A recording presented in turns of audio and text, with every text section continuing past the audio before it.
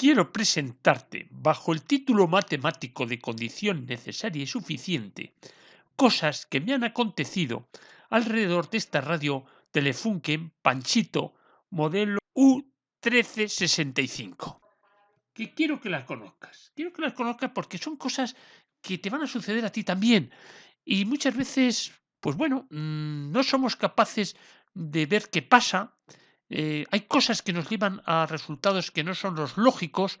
Y aquí se me han presentado dos que los vamos a estudiar. Mira, ese es el esquema precisamente de la radio que estamos hablando, la Telefunken Panchito. Voy a insistir en lo que es la fuente de alimentación, entre otras cosas porque este receptor, digamos lo que es la alimentación, más que la fuente diríamos la etapa de alimentación, estaba defectuosa. Y además vuelvo a insistir, en casi todos los vídeos hablo de la etapa de alimentación. Y hablo de la etapa de alimentación porque es fundamental. Una radio que no esté alimentada no puede funcionar. Entonces, esta radio presenta una particularidad. La rectificadora, que es la 35V4, su filamento tiene tres pines de salida. Los pines de salida son el 3, el 4 y el 6. Y yo creo que incluso en algún comentario de algún vídeo se me ha preguntado por este tipo de lámpara y por qué tiene tres pines de salida, no teniendo dos, que es lo normal, ¿no? Un filamento con dos pines. Bueno, pues ahora te voy a explicar el por qué tiene tres, para qué se hizo por tres, qué errores tiene este esquema respecto a la realidad física de la radio y todo eso te lo explico sucesivamente. Estas son las características de la lámpara rectificadora de la 35V4 y podrás ver cómo distingue los pines 3, 4 y 6. El filamento tradicional, el que tú siempre has manejado, es entre los extremos 3 y 4 y lo que pasa es que hay aquí una toma media que es el punto 6, el pin 6. ¿Para qué está ese pin 6? Pues está para aprovechar la caída de tensión que existe entre los pines 4 y 6, que es una caída de tensión, como puedes ver en la parte superior, de 5,5 voltios. De tal forma que ahí lo que le pongo es una lámpara piloto de 6,3 voltios. Pero en el esquema nuestro hemos visto que donde va esa lámpara piloto era entre los puntos 6 y 3, primer gran error. Y además, lo curioso es que la realidad física, el 6 ni siquiera lo tiene puesto. Y es lógico. ¿Por qué? Porque poner entre 6 y 3 una bombilla de 125, 150 voltios no tiene ningún sentido. Y da la casualidad que este receptor, cuando miras la realidad física e incluso la lista de materiales, figura que el piloto es un piloto de 125 y en la realidad incluso es un piloto de 150 voltios. Con lo cual vemos que ahí hay una inconsistencia. Como habría que haberlo hecho es, primero poniendo el esquema bien, no poniendo entre los 3 y 6, sino entre 4 y 6, un piloto que fuese de una tensión de 5,5 voltios. El tipo de lámpara que tenía que ir ahí es una lámpara de este tipo 47, pudiera ser, que ya has visto, esta tiene casquillo de bayoneta. Esta lámpara 47 de 6,3 voltios de filamento y pues no sé de cuántos, pues la 47 tiene de 0,15, 150 miliamperios en filamento. Bien, es muy usada, se usó mucho en los pinball, en esas máquinas petacos de los bares de los años 70, se usó mucho este tipo de lámpara. O un casquillo roscado, como es la lámpara de tipo 40, que sus características eléctricas son idénticas a las anteriores. Estamos hablando de una tensión en filamento de 6,3 voltios y una intensidad de 0,15 amperios, 150 miliamperios. Ese es el tipo de bombilla que se necesita cuando hago el montaje usando las patillas 4 y 6, cosa que en esta radio, y vuelvo a insistir, no estaba puesto así, está con una de 150 voltios. Ese montaje que ves no es el que está en la radio, en la realidad de la radio. No, como vuelvo a decir, el pin 6 no está conectado y lo que lleva, y luego lo veremos con más detalle en un pequeño esquema que he hecho, lleva en paralelo el piloto con la alimentación de entrada. He querido dejar constancia precisamente de lo que he dicho antes, que viendo la lista de componentes, para el piloto, el Telefunken indica una lámpara de 125 voltios y no sé si dice 5 o 6 vatios. Esa es la realidad del montaje. El montaje tal y como está en la radio es la bombilla piloto, que es lógico, en paralelo con el enchufe, de tal forma que los 125 voltios, los 110, 125 van directamente a lo que es el piloto. Y luego a partir de ahí, ese es el esquema que tiene. Ves que están todos los filamentos en serie y que usan una rectificadora de media onda.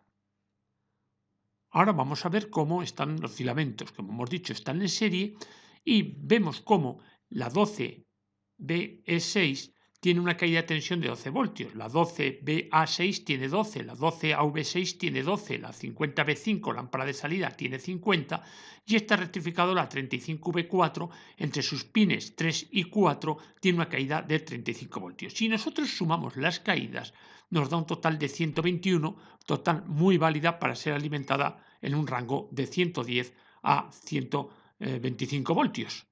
Y además te quiero enseñar una curiosidad, que ves que la primera cifra de la nomenclatura de la lámpara coincide con la tensión de caída de su filamento.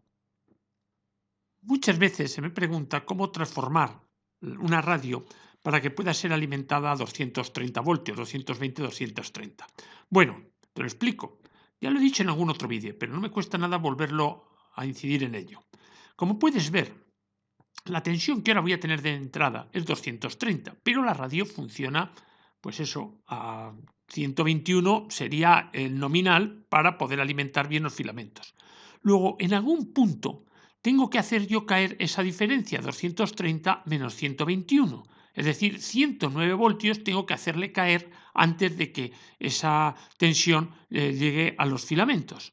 Por lo tanto, abro el circuito y ahí, donde están esas dos flechas azules, intercalo una resistencia. ¿Y de qué valor? Muy sencillo.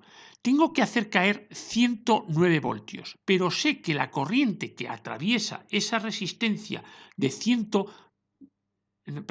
la corriente que atraviesa esa resistencia para que caigan 109 voltios es una corriente de valor de 0,15 amperios, es decir, de 150 miliamperios. Hemos dicho que estas lámparas funcionan a 150 miliamperios. Por lo tanto, y aplicando la ley de Ohm, si yo hago el cociente, la caída de tensión, que son 109, lo divido por la intensidad que la está atravesando, 150 miliamperios, ese cociente me da 726 ohmios. Con 726 ohmios yo me aseguro que pasando esa intensidad van a caer en esa resistencia 109 voltios. Bien, ¿cuál es el problema? El problema está en la potencia disipada por esa resistencia. ¿Por qué? Porque la potencia que disipa es al voltaje que hay en sus extremos por la intensidad que lo está atravesando. Potencia igual a V por I. Tensión en sus extremos, 109 voltios. Intensidad que la está atravesando, 0,15 amperios. Hago el producto y me salen 16 vatios. Esos 16 vatios es mucho calor y es mucho espacio físico para esa resistencia. Y ese es uno de los problemas que se tiene si se quiere transformar a 220, 230, que tenemos que estar en un volumen suficientemente aireado y un espacio suficientemente grande para que quepa la resistencia. Viendo las características de la lámpara rectificadora, puedo ver que cae, es decir, entre lo que es el ánodo y el cátodo, caen 18 voltios. Bien, eso es una curiosidad que quiero que tengas conocimiento de ella. Y luego podrás ver que la tensión de salida lógicamente depende de la intensidad que está saliendo. Es decir, cuando sale más intensidad, cae más tensión pues en elementos resistivos como puede ser esa resistencia de 100 ohmios.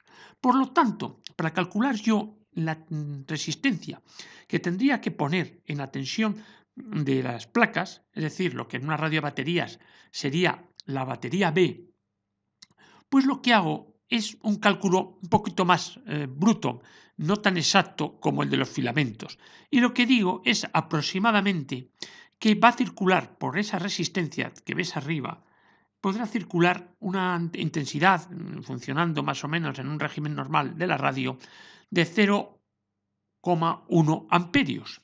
Y como a mí me interesa que, digamos, caigan unos 100 voltios, pues si yo aplico nuevamente la ley de Ohm, veo que para caer 100 voltios, pasando una intensidad de 0,1 amperios, necesito poner una resistencia de 1000 ohmios.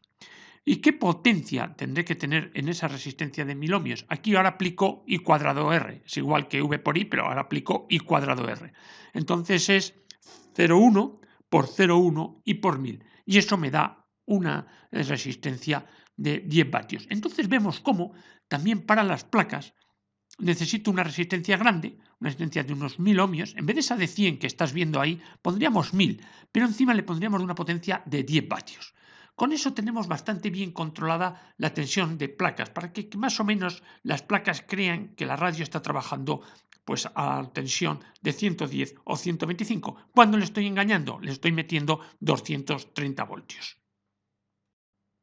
Y alguien puede pensar, ¿qué haría yo para que esa tensión no fuese 230? Se puede ocurrir poner un diodo. Si yo pongo un diodo a la entrada, como ves ahí representado en la parte inferior izquierda, la tensión queda rectificada, solamente pasarán los ciclos positivos y la tensión que tendré será más pequeña. ¿Y cuánto más pequeña? Pues vamos a ver. Hay precisamente una web francesa, hablando con mi amigo Javier, me lo comentó, que ahí comete un gran error. Y el error que comete es considerar que por el hecho de poner un diodo, como me quita un ciclo, dice, pues si entran 230, después del diodo tendré la mitad, en este caso serían 115. Y eso no es cierto. Y vamos a ver por qué no es cierto e intentaré explicarte lo mejor que pueda cuánto es verdaderamente la tensión que hay después del diodo. Y teóricamente a mí me sale que la tensión que hay después del diodo son 163 voltios. Y vamos a ver qué es el voltaje eficaz.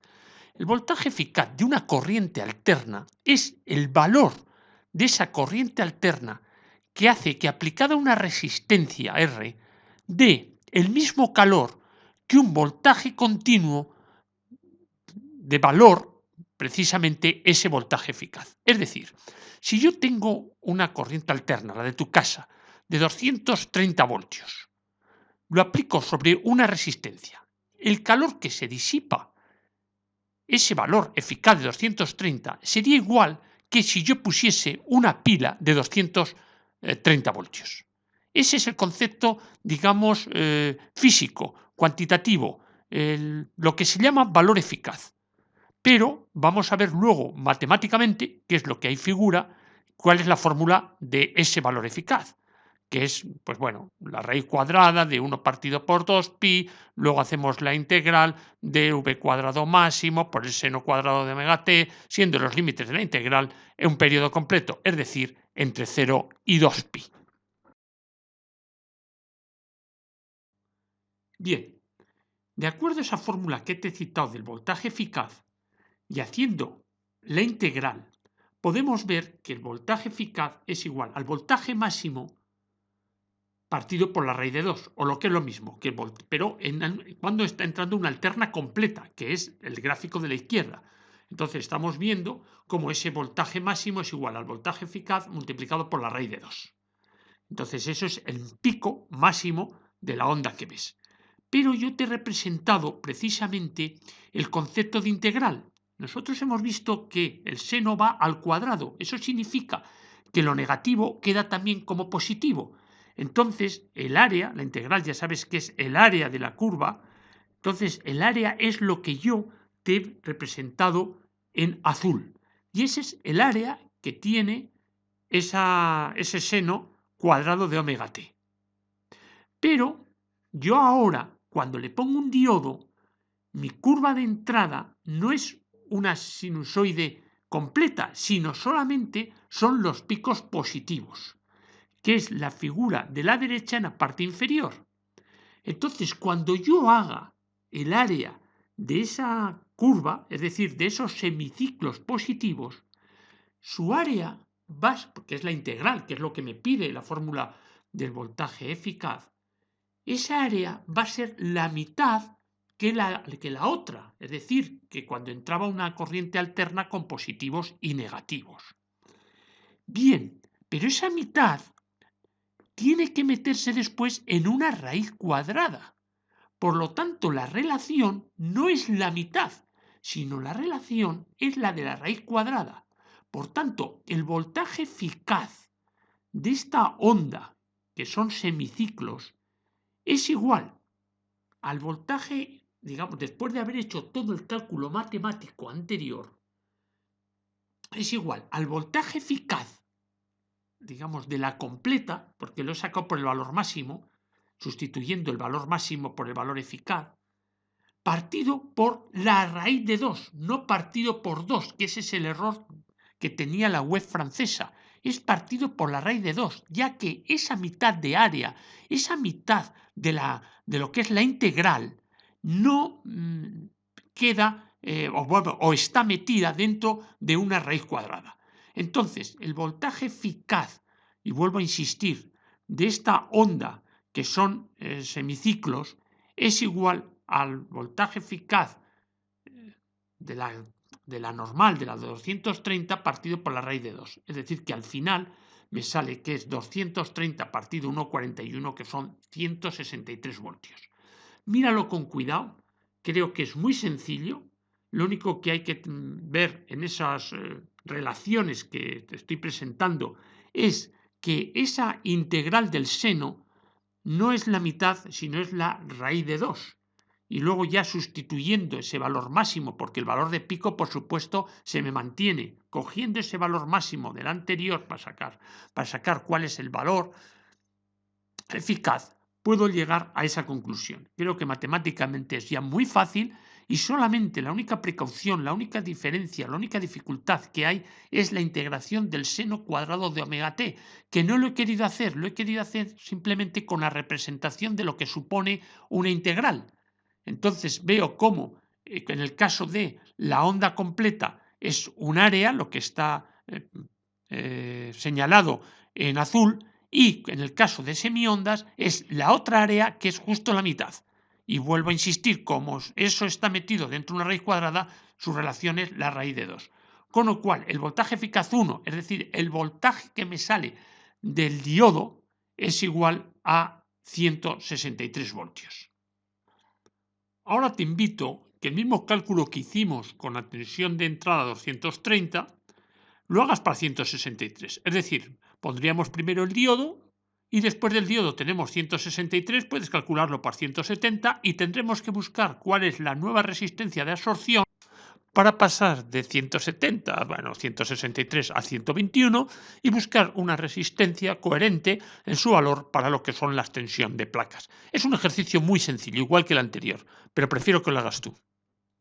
Bien, entendemos ya la alimentación, pero poniendo una rectificadora que su filamento estaba bien, no había tensión continua. Es decir, parece que la rectificadora no estaba funcionando. Bueno, vamos a comprobarlo con el comprobador de válvulas de Maimó. Entonces la 35B4 tiene 32. Eso es lo que le está dando es la tensión de filamentos necesaria para ese tipo de lámpara.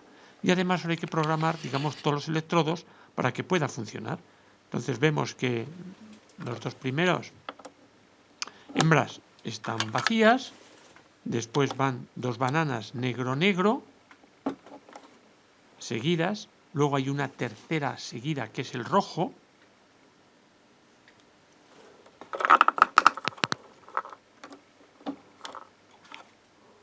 ahora va una que es vacía y después va el amarillo.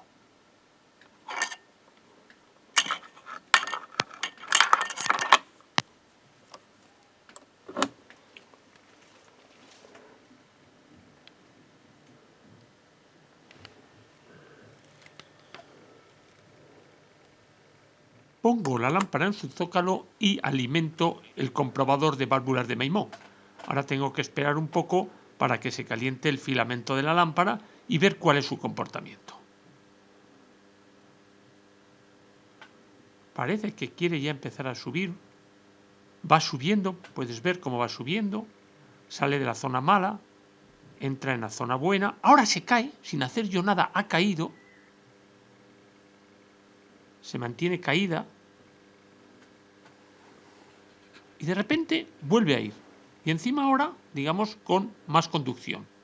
Se ha puesto en la zona buena buena de verdad. Bueno, ya queda una incertidumbre. Sin haber hecho nada, ha caído la aguja. Pero bueno, voy a hacer alguna prueba de quitarle la alimentación y ponérsela. Ahora se la he quitado. Y ahora se la he puesto. Y parece que va bien. Bueno, pues la puse esa lámpara en el receptor. Y en el receptor no iba nada. Ese diodo que ves en primer plano, de momento olvídalo. ¿Ves que estoy tocando? Porque digo, a lo mejor es que no hace buen contacto en el zócalo de la lámpara. Pero la radio sigue sin hacer nada. Y entonces pensé en ponerle un diodo entre ánodo y cátodo. Le pongo un diodo y voy a ver si funciona. Y eso es tal y como lo tengo ahora preparado. Lo tengo preparado ahí y ahora voy a conectar. Míralo, ya hay tensión, ya está funcionando.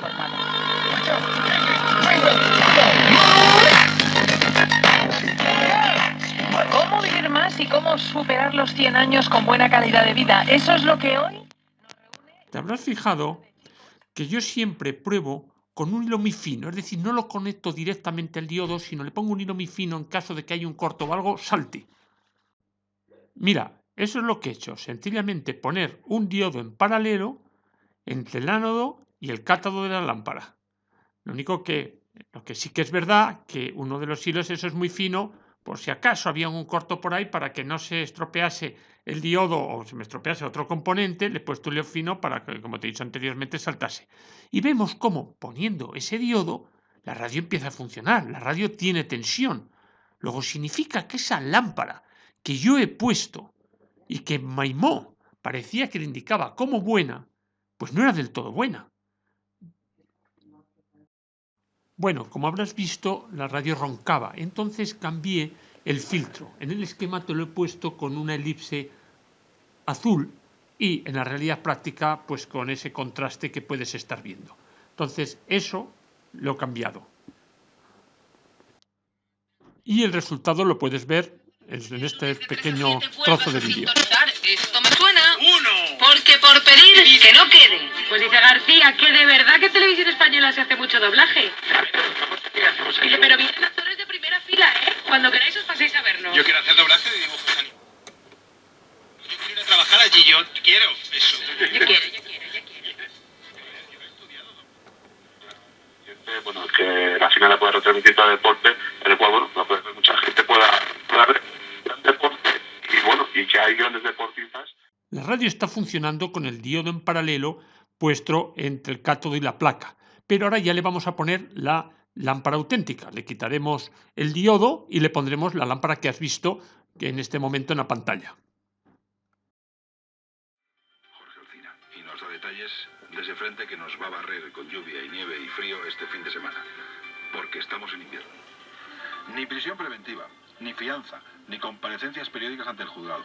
La Audiencia Nacional ha decidido este viernes no imponer medidas cautelares a los expresidentes de Caja Madrid, de Bankia, Miguel Blesa y Rodrigo Rodríguez, como el resto de procesados. Los otros, por el caso de las tarjetas opacas, estos tenían más años de cárcel que los demás.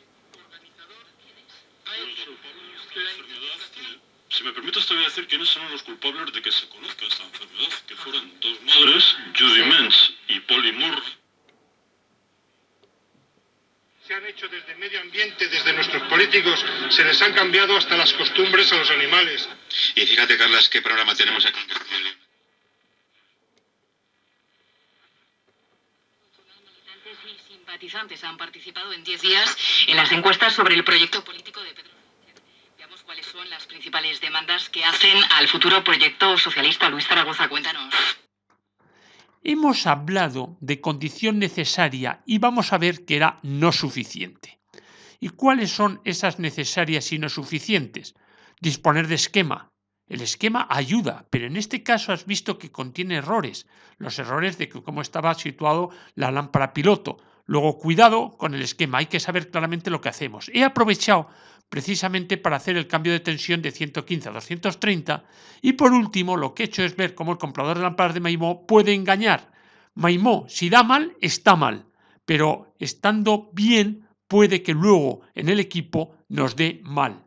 Por eso digo condiciones necesarias y no suficientes. Deseo te haya gustado. Muchas gracias.